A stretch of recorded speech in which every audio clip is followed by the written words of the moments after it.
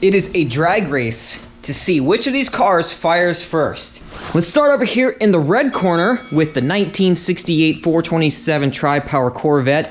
Because these engines are big money, right now there's one on eBay, this exact setup, $35,000. The stakes are a little bit higher on this setup. We need to be extra careful because of how long this car sat. What needs done? Carburetors need to be checked, double checked. We need to change the oil. We need to put the fluids back in it. We need to put the belts on it, which is not a big belt, singular in this case, and just buttoning up some of the final things. Other than that, based on what we're looking at, it should just fire up just fine, assuming that everything's, as it should be. And let's take a look at the underdog, the Trans Am. So it would appear at first glance that there's way more of the car off than there is on. I know it runs healthy, I know it works, I know all the stuff it should be functioning just fine. It's only sat for a year versus sitting for up to 18 years. Still kind of a question mark here. This is the simpler setup, even though it is newer. The Quadrajet, which is a fresh, brand new rebuild, so there is going to be tuning that has to happen here, and I'm going to include that, don't worry. Plugging in the harness, just to get it out of the way and off my plate. So it looks like this is worse off by just standing 10 feet away. Pound for pound, this is almost as close to being ready to fire as the Vette is. But let me lay down a little bit of ground rules here. When I say fire, I don't mean just starting, coughing, sputtering, and then falling on its face, running, idling, and, I guess that's about it.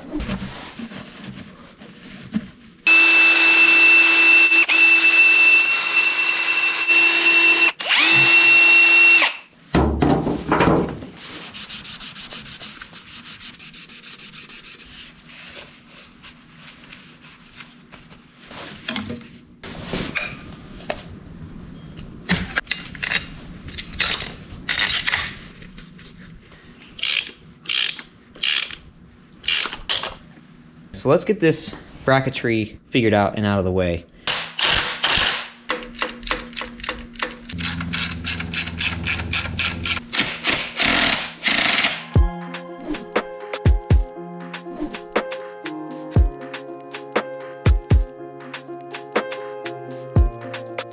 Need to fix this real quick, but that's not a big deal. I'm not gonna bore you with that. Still related though, is setting the distributor in there. So as I pulled number one spark plug out, it got me thinking that I wanted to point something out about Pontiacs that's a little weird.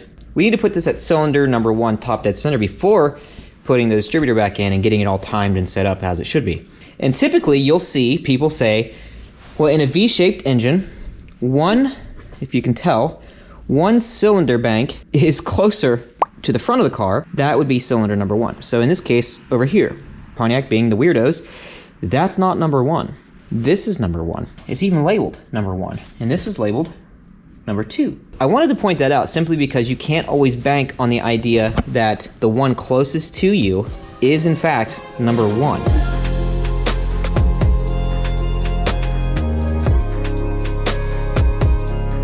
It's a little etched mark that should align with 0.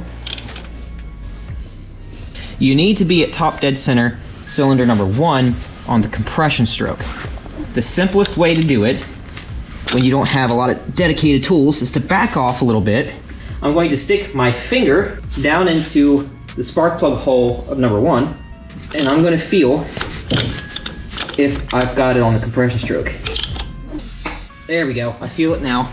So if I were to have just simply relied on that and assumed that I was in the proper time, what I would have found out, technically at top dead center, but not on the compression stroke, on the exhaust stroke.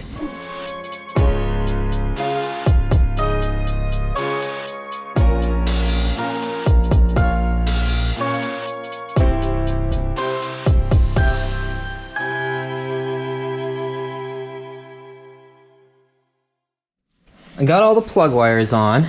The only thing that's worth noting here is that Pontiacs run counterclockwise versus most other GMs that run clockwise. So instead of 1, 8, 4, 3, 6, 5, 7, 2, it goes 1, 8, 4, 3, 6, 5, 7, 2. So this is 1, pointed at right here, this little, it's probably hard to see, but there's a little chip right there that I was kind of referencing for number 1. So I'm gonna say about right in here.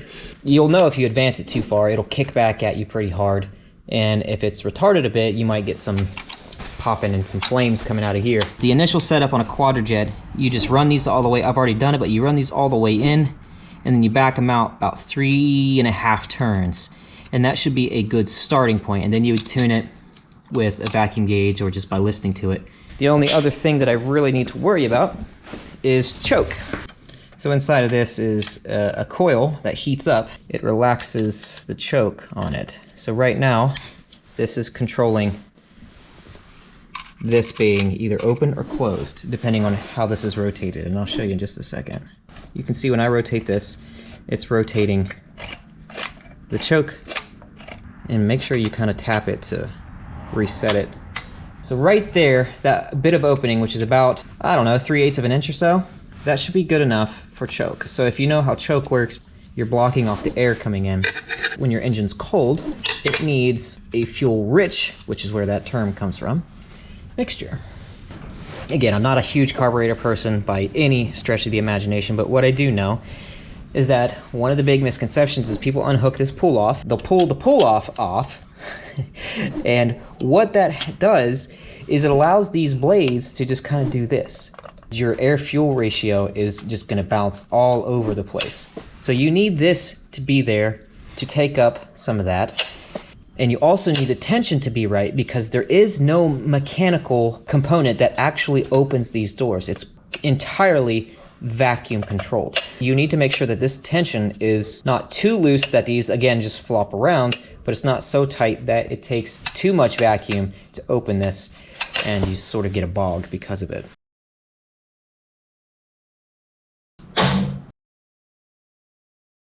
And got a bad connection. I think it was just a grounding issue. Let's see. Yeah, all right.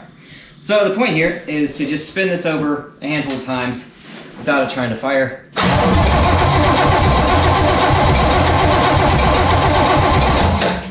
Just to get things moving. The oil pump pumping, now I got the ignition hooked back up. What I'm looking to do is making sure that this has the best opportunity to light off almost immediately.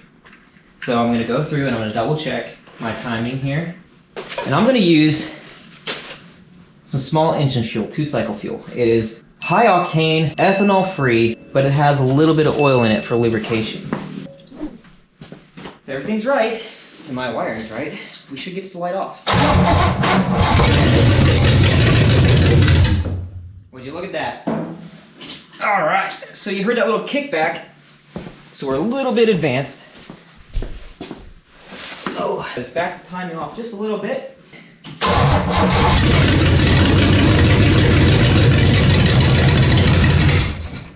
All right, our choke is opening up a little bit too much there.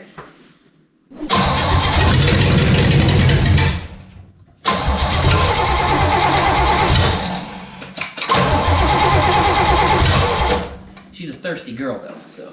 So good to hear it running after over a year. Oh, I love it. I'm so excited.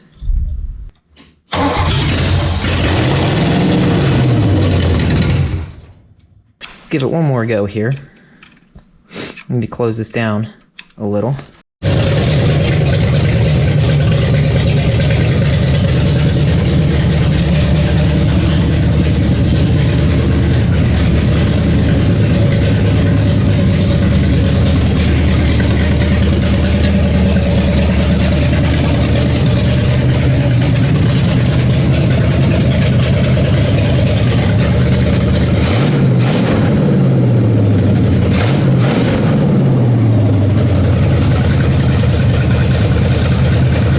It fires, it runs, it does a thing. That steam coming out, by the way, is no big deal. That is where our water temperature sensor goes. Considering that it's just a real quick initial tuning on the carb and timing and all that stuff, don't even have it hooked on a light, it fires up and it runs. Oh, I feel good, I feel good, I feel good. I feel good about today. I'm glad. This is kind of a drag race to get both of these started up. And you know how I said that the Corvette seemed to be okay as long as everything was going well. My uncle came by a little while ago and we did a quick compression test. Cylinder number 1 here is down.